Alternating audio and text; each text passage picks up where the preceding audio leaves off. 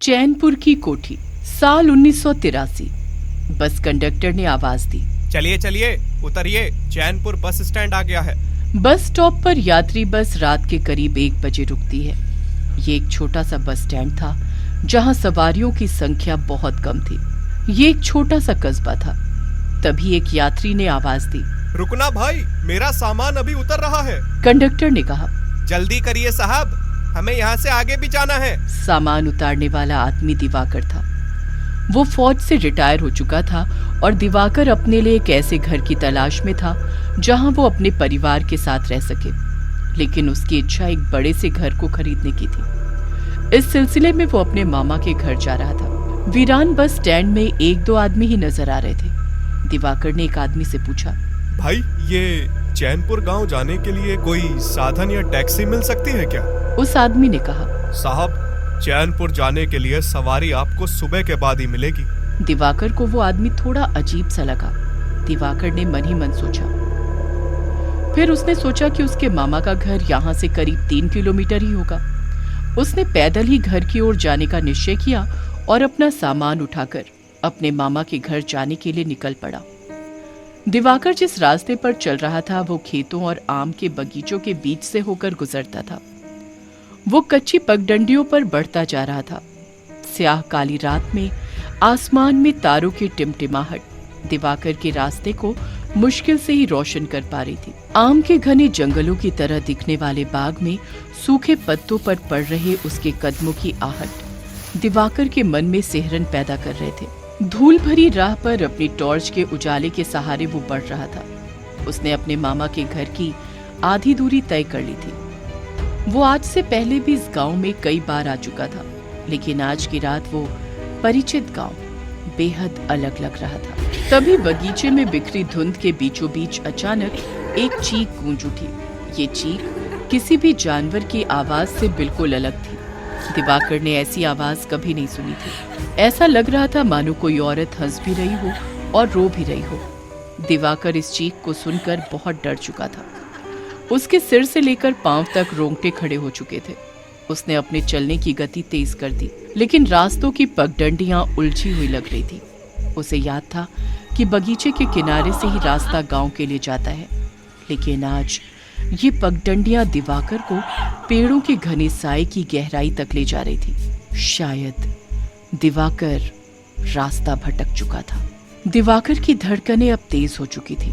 वो किसी भी तरीके से इस वीराने से बाहर निकलना चाह रहा था। उसने एक जगह रुककर खुद से कहा, ये क्या हो रहा है मेरे साथ?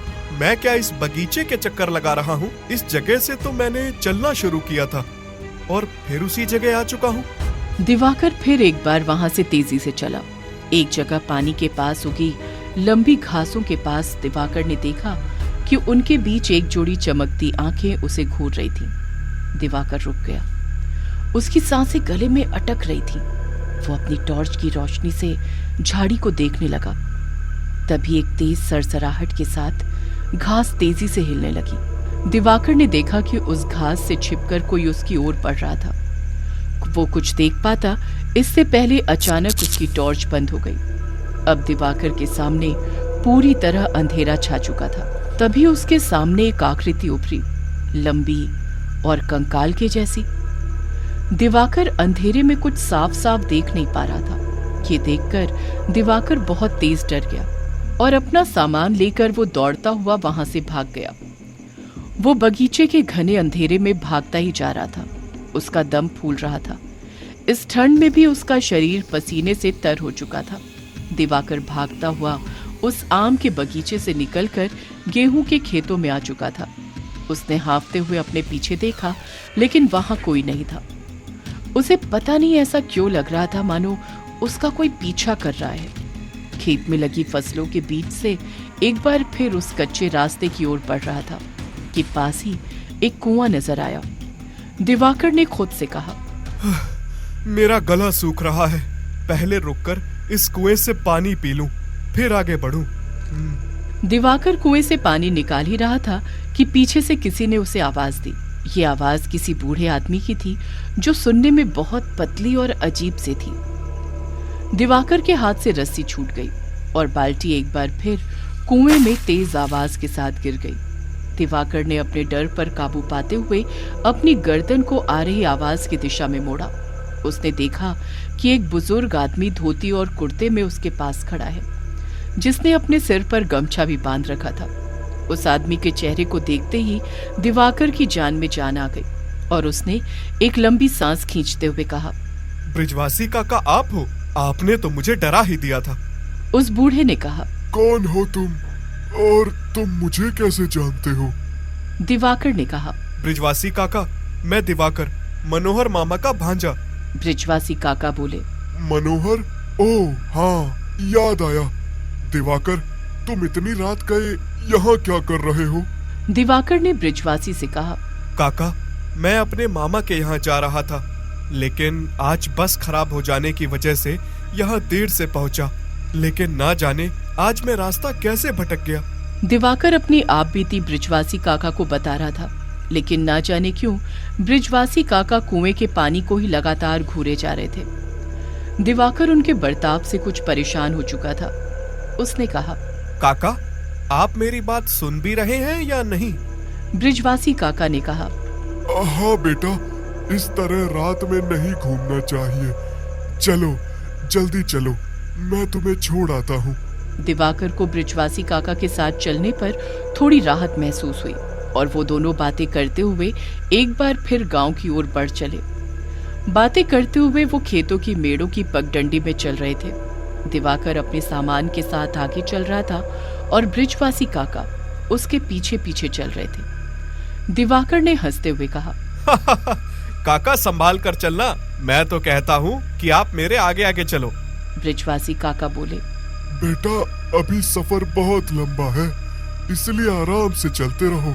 दिवाकर ने कहा, लेकिन काका, गांव तो पास में ही है ना? दिवाकर की बात का ब्रिजवासी काका ने कोई जवाब नहीं दिया। दिवाकर ने एक बार फिर पूछा, लेकिन इस बार भी उसकी बातों का जवाब मौन नहीं दिया। दिवाकर को जब कोई जवाब नहीं मिला तो उसने पलट कर देखा। वो हैरान रह गया। उसके पीछे चल रहे ब्रिजवासी काका गायब हो चुके थे। दिवाकर रुक गया और उसने काका काका की आवाज लगाई। वो हैरान होकर चारों ओर देख रहा था। उसकी निगाहें काका को ढूंढ रही थी कि तभी आगे एक बबूल के पेड़ के पास से ब्रिजवासी काका की आवाज आई, अरे बेटा, मैं यहाँ हूँ। तुमने ही तो कहा था कि आप मेरे आगे चलिए, यहाँ आ जाओ। दिवाकर हैरान था कि लाठी के सहारे चलने वाले बूढ़े काका इतनी जल्दी उससे इतनी दूर कैसे निकल सकते हैं। वो उनके पास पहुंचा और वो दोनों एक बार फिर आगे बढ़ चले। चलते चलते काफी देर हो चुकी थी। चिड़ियों की चहचहाहट भी शुरू हो गई थी। आखिरकार वो दोनों मनोहर के घर के बाहर पहुंच चुके थे। दिवाकर ने कहा, काका, अंदर आइए। आप रुक क्यों गए? चाय पीकर चले जाइएगा। ब्रिजवासी काका ने कहा, नहीं, मैं चाय नहीं पीता और अब मेरे जाने का समय भी हो गया है, इसलिए मैं रुक नहीं सकता। मालकिन आज मुझ पर बहुत नाराज होंगी, इसलिए मुझे जाने दो। दिवाकर बोला, जैसी आपकी मर्जी। मैं अभी यहाँ कुछ दिन रुकूंगा, आपसे मिलता रहूंगा। ब्रिजवासी काका ने दिवाकर की बातों का कोई जवाब नहीं दिया और चेहरे पर अजीब सी मुस्कान बिखेरते हुए वो वहां से चले गए। दिवाकर ने दरवाजे पर दस्तक दी। मनोहर दिवाकर को देखकर बहुत खुश हुआ। उसके घर वाले भी बाहर आ चुके थे। सभी दिवाकर को देखकर बहुत खुश थे। मनोहर ने कहा, तुम इतनी रात यहाँ कैसे आए? दिवाकर ने सारी बातें अपने मामा मनोहर को बताई। दिवाकर की बातों ने मनोहर और उसके परिवार वालों के चेहरे पर चिंता की लकीरें खींच दी। मनोहर ने कहा, ये तुम कैसी बहकी बहकी बातें कर रहे हो दिवाकर? दिवाकर की बातों ने मनोहर को चिंता में डाल दिया था। दिवाकर ने कहा, क्या हुआ मामा, तुम इतना परेशान क्यों हो रहे हो? मनोहर को लग रहा था कि दिवाकर की मजाक करने की आदत आज तक नहीं गई। वो बचपन में जितना शरारती था उतना आज भी है। मनोहर को याद था कि वो बचपन में जब भी यहाँ आता तो सबको भूतों की कहानी सुनाकर डराता था। मनोहर ने कहा, कहीं तुम हम लोगों से मजाक तो नहीं कर रहे? क्योंकि तुम जो बात कर रहे हो उसी बात ने हम सबको परेशान कर रखा है। तुम कहते हो कि तुम्हें यहाँ तक ब्रिजवासी काका ने पहुँचाया है और वो अभी अभी यहाँ से गए हैं। दिवाकर ने कहा, हाँ ये सच है, मैं कोई मजाक नहीं कर रहा, मेरी बातों का यकीन करो। अगर वो मेरे साथ ना आए होते तो शायद अभी भी मैं कहीं भटक रहा होता। यहाँ के रास्ते पूरी तरह से बदल चुके हैं। दिवाकर के शब्द कमरे में गूंज रहे थे। मनोहर और उसके परिवार वालों के चेहरों पर तनाव साफ झलक रहा था। मनोहर, जिसे दिवाकर की बातों पर विश्वास नहीं हो रहा था, उसने गुस्से से कहा, 3 साल। उसने दोहराया। उसकी आवाज में गुर्राहट थी। ब्रिजवासी काका का 3 साल पहले निधन हो चुका है और यहीं इस गांव के तालाब के किनारे ही उनकी चिता को आग दी गई है, और तुम कहते हो कि उन्होंने तुम्हें यहाँ पहुँचाया है। दिवाकर, जिसका चेहरा इस बात को सुनकर सदमे में पीला पड़ गया था, एक कदम लड़खड़ाकर पीछे हट गया और मनोहर से कहा, लेकिन वो अभी यहीं थे, वो मुझे यहाँ तक लेकर आए। मनोहर ने दिवाकर को समझाते हुए कहा, दिवाकर, शायद रात की वजह से या फिर थकान और नींद न पूरी होने की वजह से तुम्हें भ्रम हुआ है। आओ बैठो, थोड़ा पानी पी लो। उसने एक कुर्सी की तरफ इशारा किया। उसकी आवाज थोड़ी नरम हो गई। दिवाकर की हालत और उसके चेहरे पर उड़ रही हवाइयों को देखकर मनोहर समझ चुका था कि दिवाकर आज मजाक नहीं कर रहा है। दिवाकर कुर्सी पर बैठ गया। उसका दिमाग चकरा रहा था। ब्रजवासी काका की छवि, उनकी आंखों और उनकी बातें अभी भी उसके दिमाग में गूंज रही थी। वो अपने कंधे पर उनके हाथ का खुरदुरा स्पर्श महसूस कर सकता था। लेकिन ये कैसे हो सकता है? उस कमरे में एक भारी सन्नाटा छा चुका था, जो केवल दीवार पर लगी घड़ी की घबराहट भरी टिक टिक से टूट रहा था। दिवाकर की नजर कमरे के चारों ओर घूम रही थी, कुछ न कुछ खोज रही थी जो उसे इस नए परेशान करने वाले सच से रूबरू करा सके। लेकिन वहां खड़े हर शख्स की आंखें उसे ही घूर रही थीं। दिवाकर ने मन ही मन सोचा, फिर वो कौन था? दिवाकर ने मनोहर से कहा, मामा, हो सकता है कि थकान की वजह से मेरे साथ ऐसा हो रहा हो। दिवाकर की मामी ने कहा, आप भी ना बच्चों को परेशान कर रहे हैं। दिवाकर बेटा, तुम हाथ पैर धोकर आओ, मैं तुम्हारे लिए तब तक चाय बना कर लाती हूँ। दिवाकर ने कहा, हाँ मम्मी, यही सही रहेगा। ये कहकर दिवाकर बाथरूम में चला गया और अपना चेहरा धोने लगा।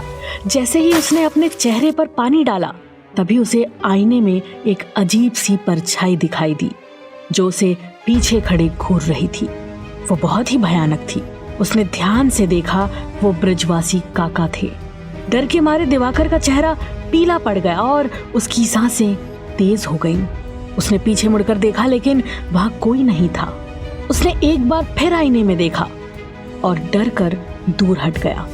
ब्रजवासी काका आईने में मुस्कुरा रहे थे, लेकिन उनकी मुस्कान कुछ अजीब थी। उनकी आंखें चमक रही थी। दिवाकर डर के मारे हिल भी नहीं पा रहा था। तभी ब्रजवासी काका ने आईने से बाहर निकलकर दीवार की तरफ बढ़ना शुरू कर दिया। दिवाकर चिल्लाते हुए बाथरूम से बाहर भाग गया। वो घर से बाहर निकलकर सड़क पर दौड़ने लगा। उसे नहीं पता था कि वो कहाँ जा रहा है, बस उसे ब्रजवासी काका से दूर जाना था। दौड़ते दौड़ते वो एक सुनसान जगह पर पहुंच गया। वहां उसने एक पेड़ के नीचे बैठकर अपनी सांसें थामी। कुछ देर बाद उसने चारों ओर देखा तो उसे कोई नहीं दिखाई दिया। उसे लगा कि शायद वो अब सुरक्षित है, लेकिन तभी उसे अपनी पीठ पर किसी के हाथों का स्पर्श महसूस हुआ। उसने घूमकर देखा तो ब्रजवासी काका उसके सामने खड़े थे।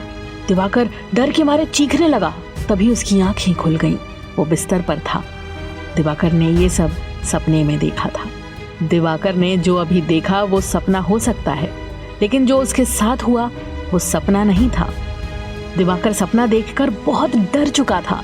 उसका शरीर पसीने से तर हो चुका था। वो घबराता हुआ एक बार फिर सोने की कोशिश करता है, लेकिन उसके विचारों में अभी भी ब्रजवासी काका ही घूम रहे थे। सुबह के 8 बज चुके थे, लेकिन दिवाकर अभी भी सो रहा था। मनोहर उसके पास जाता है और दिवाकर को उठाते हुए कहता है, दिवाकर, उठो, सुबह हो चुकी है, कब तक सोते रहोगे? दिवाकर की नींद टूटी। उसकी आंखें पूरी रात जगने की वजह से लाल हो चुकी थी। उसने ऊँघते हुए कहा, मामा, कल रात में ठीक से सो नहीं पाया। मनोहर ने कहा, अरे उठो दिवाकर, तुम तो आर्मी मैन हो, इतनी सी बात में घबरा गए। चलो, आज मैं तुम्हें अपने खेत दिखाता हूँ। दिवाकर ने मनोहर को रोकते हुए कहा। लेकिन मामा, आज तो हम लोग घर देखने के लिए चैनपुर जाने वाले हैं ना? मनोहर ने कहा। अरे दिवाकर, क्या बताऊं, जिस आदमी को वो घर दिखाना था वो आज किसी काम से रीवा चला गया है। उसे 2 दिन लगेंगे आने में। दिवाकर मामा की बातें सुनकर परेशान हो चुका था। उसने मनोहर से कहा। लेकिन मामा, आप तो जानते ही हो कि घर पर सभी लोग अकेले हैं और पिताजी की तबीयत कुछ ठीक नहीं थी। ऐसे में इतने दिन रुकना क्या सही होगा? मनोहर ने कहा। तो तुम ही बताओ क्या करना चाहिए? दिवाकर ने कहा। मामा, तुमने तो वो मकान देखा होगा, चलो हम दोनों ही देख आते हैं। दिवाकर की बात सुनकर मनोहर कुछ सोचता है और फिर कहता है। ठीक है, लेकिन क्या ऐसे ही चलोगे? पहले तैयार हो जाओ, नाश्ता कर लो, फिर चलते हैं। दोनों बाइक पर सवार होकर चैनपुर की ओर निकल पड़े थे। मनोहर की बुलेट गड़गड़ाती हुई धूल भरी सड़कों पर बढ़ी जा रही थी। कुछ देर बाद मनोहर और दिवाकर चैनपुर पहुंच गए। चैनपुर कई गांवों से जुड़ने वाला एक छोटा शहर था, जहां लगभग सारी जरूरतें आसानी से पूरी हो जाती थीं। लेकिन इस शहर की आबादी कम थी और घर भी कम थे। उन्होंने एक दुकान के सामने बाइक खड़ी की और सकरी गली से गुजरते हुए घर की ओर चलने लगे। दिवाकर ने कहा। मामा, क्या उस घर जाने के लिए यही एक घर है? ये तो बहुत सकड़ा और बहुत गंदा भी है। मनोहर ने कहा।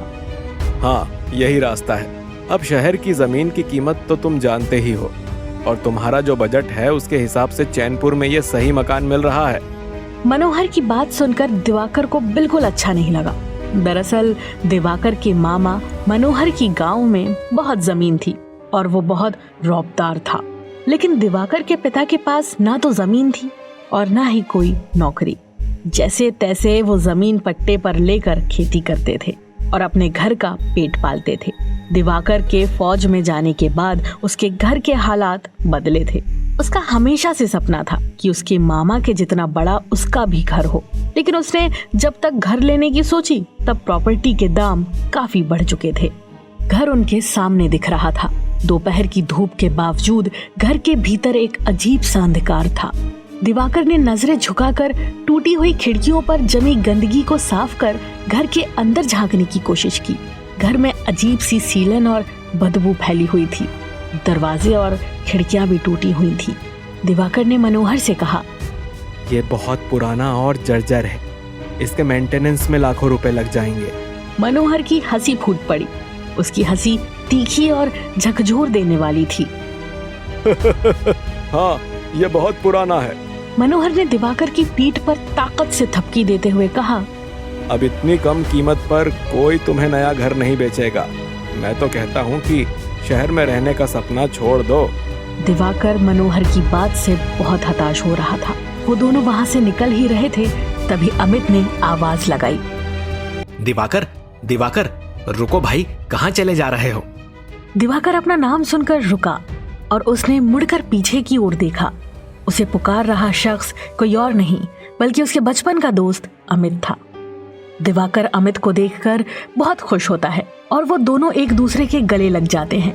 बातें करते हुए वो तीनों एक चाय की स्टॉल पर पहुंच जाते हैं। समोसा और चाय ऑर्डर करते हैं। अमित ने दिवाकर से कहा। और सुनाओ दिवाकर, यहाँ कैसे आना हुआ? दिवाकर ने अमित से कहा। यार अमित, मैं यहाँ एक घर लेना चाह रहा था। उसी के सिलसिले में आज चैनपुर में एक घर को देखने के लिए आया हूँ। उसके बाद दिवाकर ने अमित को घर के बारे में पूरी बात बताई। अमित ने कुछ सोचते हुए कहा।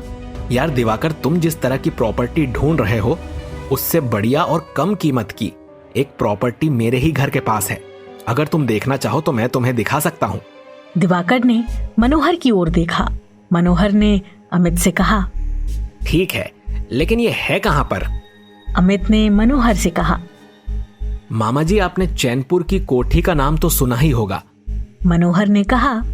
हाँ, लेकिन वो तो काफी समय से 2 भाइयों के झगड़े की वजह से बिक नहीं रही थी। अमित ने कहा। मामा जी, उन दोनों भाइयों के झगड़े का निपटारा हो चुका है और अब वो प्रॉपर्टी को बेचना चाहते हैं। वैसे भी उनका बेटा विदेश में है और यहाँ बूढ़े रघुराज ही बचे हैं जो अब यहीं आकर रहने लगे हैं।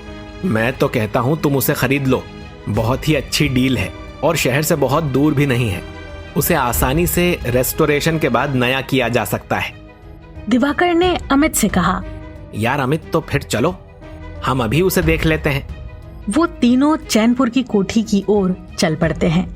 कुछ देर के बाद वो एक छोटी सी पहाड़ी के ऊपर बनी कोठी के पास पहुंच जाते हैं। पहाड़ी के ऊपर बनी चैनपुर कोठी बीते युग के एक स्मारक की तरह खड़ी थी।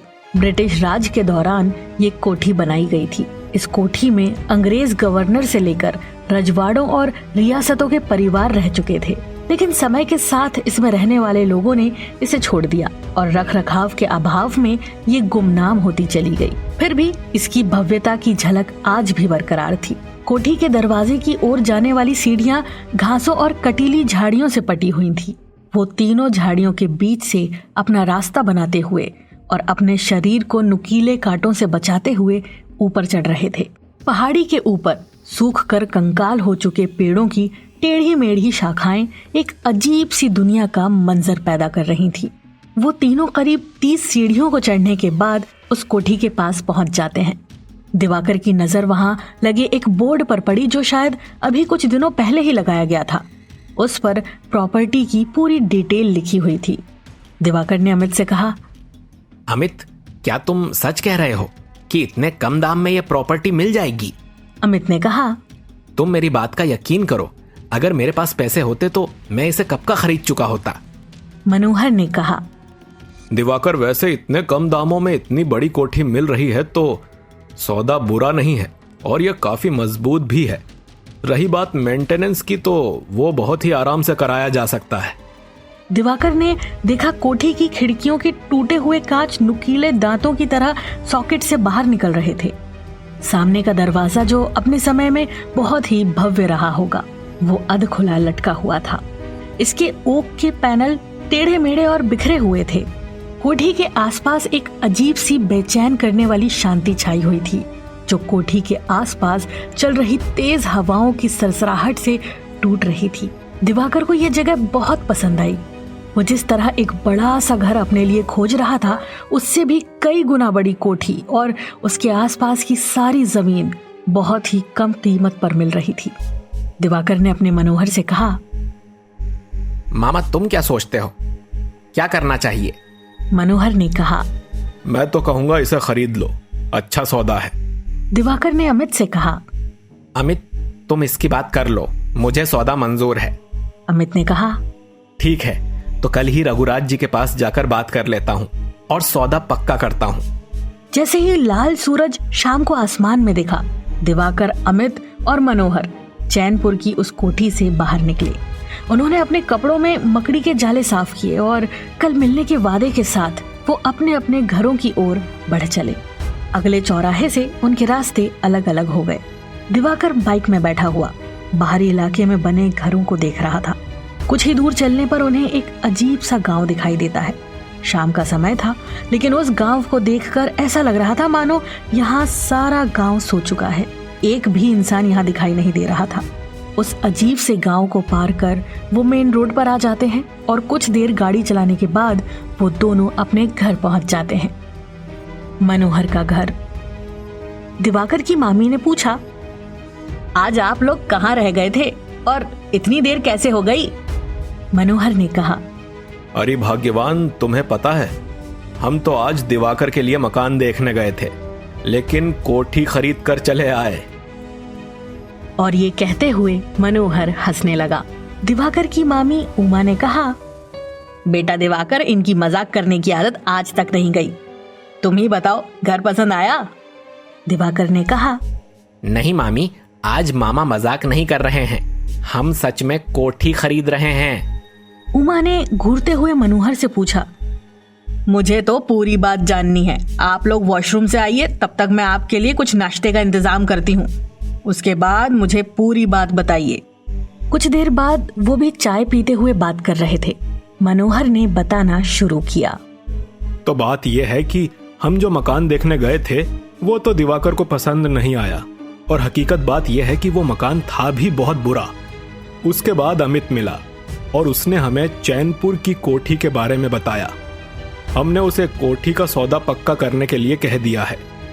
उमा ने चौंकते हुए कहा, क्या चैनपुर की कोठी? नहीं नहीं दिवाकर बेटा, तुम कोई और मकान देख लो, लेकिन उसे मत खरीदो। मेरे दादा और पिताजी बताते थे कि एक कोठी श्रापित है, वहाँ जो भी रहा है वो कभी सुखी नहीं रह सका। और तो और उस कोठी को बनवाने वाला अंग्रेज व्यापारी भी कुछ दिनों बाद ही उसे छोड़कर कहीं गायब हो गया था। मनोहर ने कहा, कैसी बातें कर रही हो? अमित का घर उस कोठी के पास ही है और वहां तो अब पूरी कॉलोनी बस चुकी है। उन्होंने तो कुछ नहीं बताया और इस पुरानी और मनगढ़ंत बातों में पड़कर इतने अच्छे सौदे को हाथ से नहीं जाने दे सकते। दिवाकर ने कहा, मामी ये सब दकियानुसी बातें हैं। मेरी जब सुंदरगढ़ में पोस्टिंग हुई थी तब उस गांव के लोगों में भी कुछ ऐसी ही कहानियां फैली हुई थी। जब हमने सर्च अभियान शुरू किया तो कुछ ही दिनों में पता चल गया कि कुछ शरारती लोग ही गांव वालों को डराने के लिए हरकतें कर रहे थे। इसीलिए आप चिंता मत करो। उमा उन दोनों की बातें सुनकर चुप हो जाती है, लेकिन उसका मन शंका से भर चुका था। दिवाकर और मनोहर अपनी बातों में लग जाते हैं। अगले दिन वो रघुराज जी से मिलकर कोठी का सौदा कर लेते हैं। तहसील के एक अधिकारी ने कहा, सारी फॉर्मेलिटीज पूरी हो चुकी है। आज से दिवाकर जी आप इस कोठी के मालिक हैं। बधाई हो। दिवाकर ने उन सभी का धन्यवाद किया और अमित को कोठी की मरम्मत की जवाबदारी देकर वो अपने गांव चला गया। दिवाकर कुछ दिन बाद अपने गांव से पैसे और 1 महीने तक रुकने के लिए सारा बंदोबस्त करके एक बार फिर अपने मामा के घर आ रहा था। उसके घर वाले बहुत खुश थे। अब उनका भी शहर में एक घर होगा और वो भी इतना बड़ा। बच्चे तो उसके साथ ही आने की जिद कर रहे थे, लेकिन दिवाकर ने कहा कि घर पूरी तरह तैयार हो जाए उसके बाद हम सब वहीं चलेंगे। कुछ लोगों की भीड़ बहुत जोर जोर से चिल्ला रही थी, दरवाजा खोलो, दरवाजा खोलो। आज मैं तुम सबको जान से मार दूंगा, वरना मेरी बेटी वापस कर दो। दिवाकर ने उसके दरवाजे से आ रही आवाज को सुना। उसने घड़ी पर देखा, रात के 2 बज रहे थे। पास ही लेटी उसकी पत्नी मैथिली भी शोर सुनकर जाग गई थी। उसने दिवाकर से कहा, ये शोर कैसा और ये हमें मारने के लिए क्यों कह रहे हैं? दिवाकर ने मैथिली से कहा, तुम घबराओ नहीं, मैं अभी जाकर देखता हूँ। मैथिली ने कहा, नहीं नहीं, मैं आपको अकेले नहीं जाने दूंगी, मैं भी आपके साथ चलूंगी। चैनपुर की कोठी में दिवाकर और उसके परिवार को रहते हुए अभी 1 सप्ताह ही हुए थे। दिवाकर यहाँ अपने बेटे, बेटी और पत्नी के साथ आया था।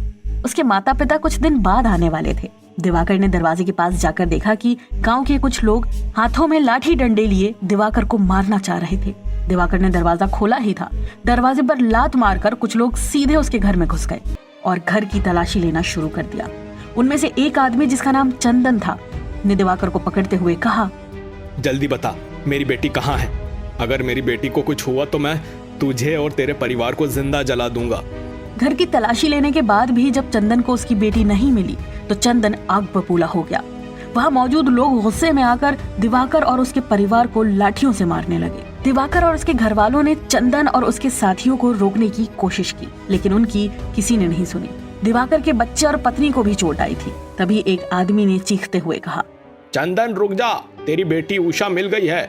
ये सुनकर वहाँ मौजूद सभी लोग हैरान हो जाते हैं और दिवाकर और उसके परिवार को छोड़कर वहाँ से चले जाते हैं। दिवाकर को बहुत चोट आई थी और इस घटना से उसका पूरा परिवार बहुत डरा हुआ था।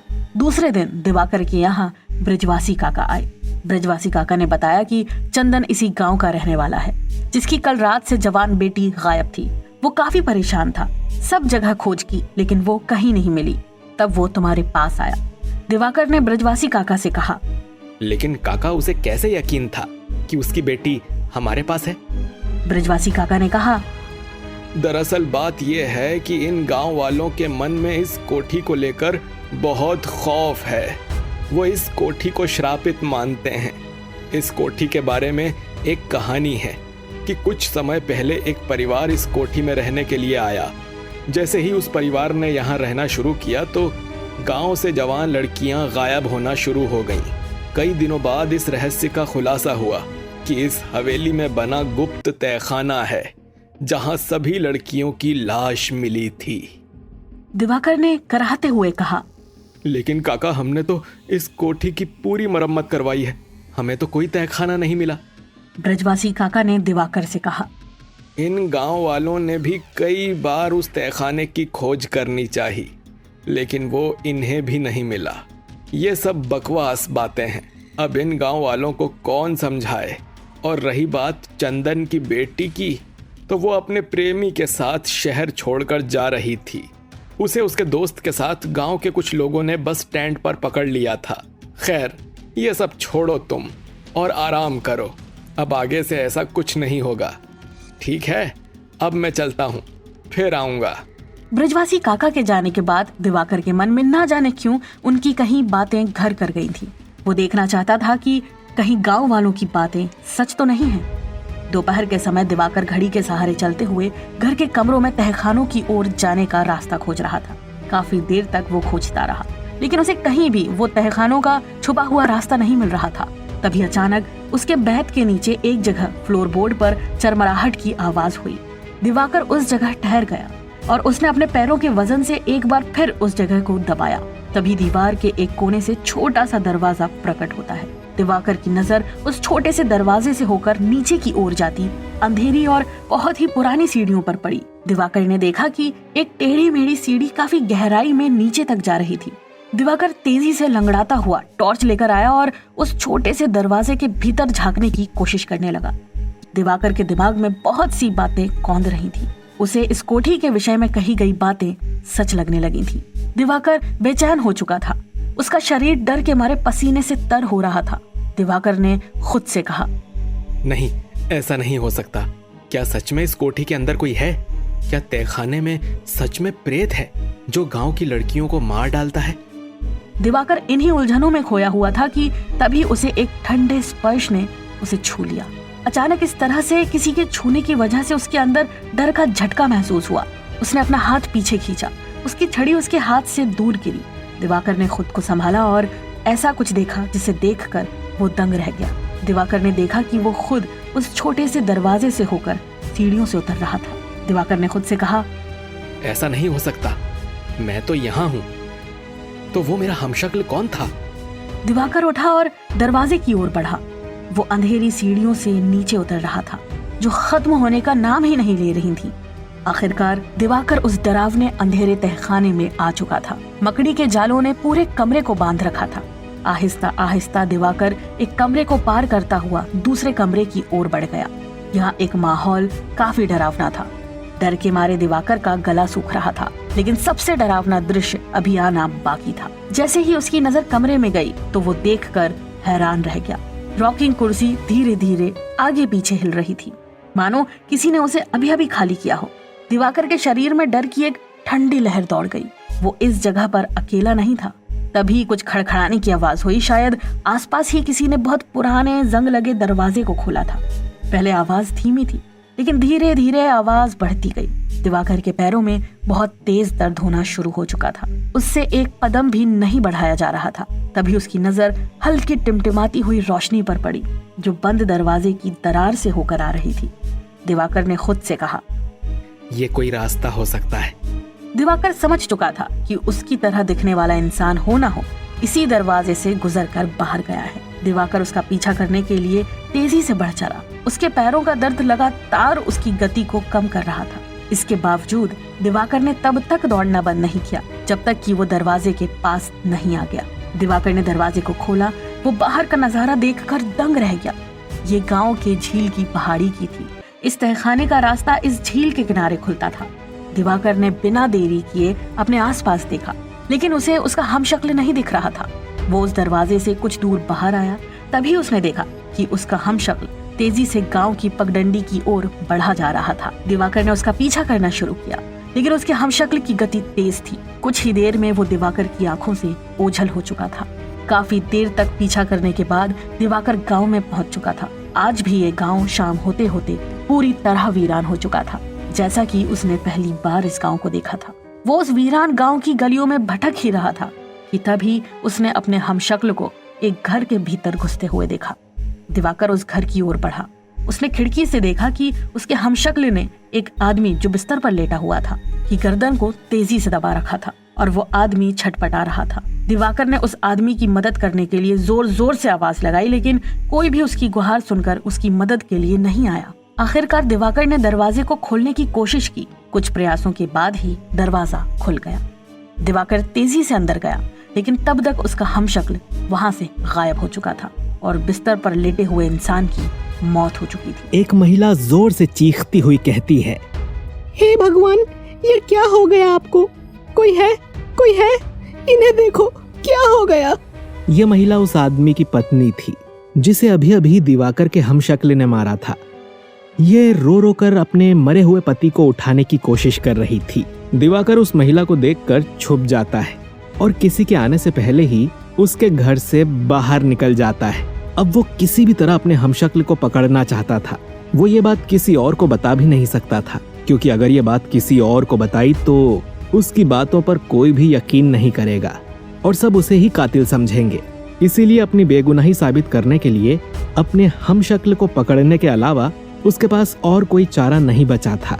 दिवाकर गांव की गलियों में भटक रहा था, लेकिन उसका हमशक्ल उसे कहीं भी नजर नहीं आ रहा था। काफी देर तक भटकने के बाद उसने देखा कि एक घर से रोने की आवाज आ रही थी। यहाँ भी एक आदमी की मौत हो चुकी थी। अब तो दिवाकर को बहुत डर लगने लगा था। वो खुद से कहता है, मेरा हमशक्ल आखिर इन लोगों को मार क्यों रहा है? दिवाकर ने सोचा अगर किसी ने उसे देख लिया तो वो तो यही समझेगा कि उसने ही इन लोगों को मारा है। इसीलिए उसने अपना चेहरा छुपा लिया। दिवाकर ने अपने चेहरे को गमछे से ढक लिया और एक बार फिर अपने हमशक्ल की खोज में निकल पड़ा। वो गांव से बाहर आ चुका था। उसने देखा कि उसका हमशक्ल एक बस में चढ़ रहा है। दिवाकर भी दौड़कर उसी बस में सवार हो गया। दिवाकर बस के पिछले दरवाजे के पास था। वो वहीं से देख रहा था कि उसका हमशक्ल दरवाजे पर बस कंडक्टर के पास ही खड़ा था। बस चल रही थी। जैसे ही बस एक गहरी खाई के पास से गुजरी, बस कंडक्टर को उसके हमशक्ल ने धक्का दे दिया और वो चलती बस से एक चीख के साथ खाई में गिर गया। बस थोड़ी दूर जाकर रुकी। दिवाकर ने देखा कि बस में उसका हमशक्ल नहीं है, इसीलिए वो भी बस से उतरकर खाई में चला गया और अपने हमशक्ल को खोजने लगा, लेकिन उसका कोई पता नहीं चला। दिवाकर ने पास ही पड़ी एक बस कंडक्टर की लाश को देखा तो उसे ना जाने क्यों उसका चेहरा कुछ जाना पहचाना सा लग रहा था, मगर उसे कुछ याद नहीं आ रहा था कि इस इंसान को आज से पहले दिवाकर ने कहाँ देखा था। काफी देर भटकने के बाद दिवाकर अपने गांव की ओर लौट रहा था। उसके बेचैन मन में बहुत सारे सवाल थे जिनके जवाब जानने की वो तलाश में था। दिवाकर एक बार फिर उन्हीं गलियों में भटक रहा था। लोगों से छुपते हुए डर के साए में वो अपने हमशक्ल को खोज रहा था। शाम ढल चुकी थी और शहर की धुंधली रोशनी में हर छाया, हर आकृति डरावनी लग रही थी। तभी अचानक दिवाकर ने देखा कि उसका हमशक्ल एक आदमी का पीछा कर रहा था। डर के मारे दिवाकर ठिठक गया। वो आदमी अकेला था। हमशक्ल को उसका पीछा करते हुए देख दिवाकर बहुत डर जाता है। वो किसी भी तरीके से उस आदमी की जान बचाना चाहता था। वो उसे मरने नहीं देना चाहता था। इसीलिए अपने चोट लगे पैर से वो जितना तेज चल सकता था चलने की कोशिश करता है। उसकी सांसें तेज हो रही थी।